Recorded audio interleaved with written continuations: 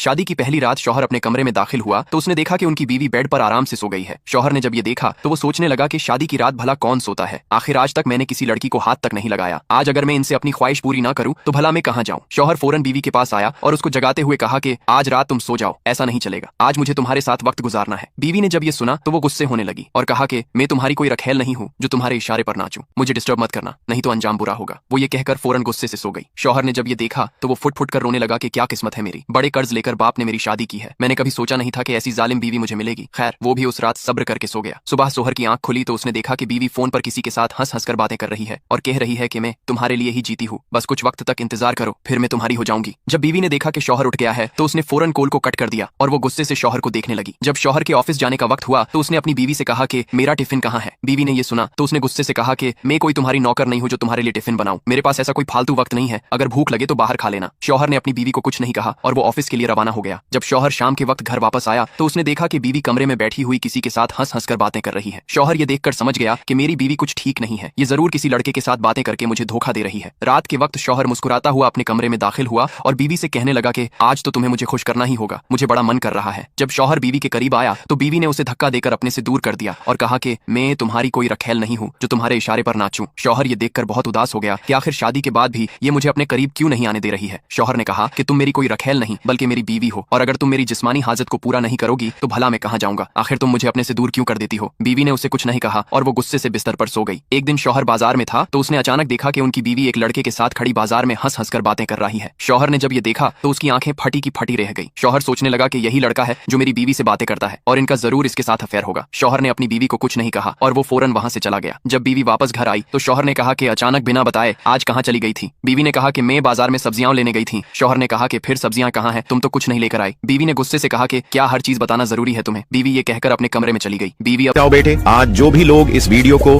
Like और channel को subscribe करके कमेंट में जय श्री कृष्णा लिखेगा उसकी एक मनोकामना मैं पूरा कर दूंगा। और लास्ट में भगवान रोज शौहर से झगड़ा करती और शौहर की एक भी बात नहीं मानती थी। आखिर शौहर ने बीवी से कहा कि मैं अब तुम्हें इस घर में पनाह नहीं दूंगा, मैं अभी के अभी तुम्हें तलाक देता हूँ। बीवी ने कहा कि रहना तो मुझे नहीं था तेरे साथ, मैं यही तो चाहती थी कि तुम मुझे तलाक दे दो, मुझे तेरे जैसे मर्द की अब कोई जरूरत नहीं है। बीवी अपना बैग लिए वहां से फौरन चली गई। शौहर को बड़ा दुख हुआ पर वो मजबूर था, आखिर वो करता तो क्या करता। वो औरत भागती हुई उस लड़के के पास आई और कहा कि मैंने अपने शौहर से तलाक ले ली है, अब हम शादी कर सकते हैं। लड़के ने उसे कहा कि मैं तुमसे शादी नहीं कर सकता, बस मैं तो तुम्हारे साथ ऐसे ही मजे करना चाहता था, शादी के लिए तुम मेरे लायक नहीं हो और जो अपने शौहर की ना हुई वो भला मेरी कैसे हो सकती है। लड़का ये कहकर वहां से चला गया। उस औरत को अब समझ में आ गया कि ये लड़का सिर्फ मेरे साथ अपनी हवस ही पूरी करता था। उसे अब अपनी गलती का एहसास हुआ कि काश में शौहर से तलाक नहीं लेती। वो फौरन भागती हुई वापस शौहर के घर आई और माफी मांगते हुए कहा कि मुझे माफ कर दो, अब मैं तुम्हें कभी धोखा नहीं दूंगी। शौहर ने बीवी को थप्पड़ मारते हुए कहा कि मैंने तुझे तलाक दे दी है,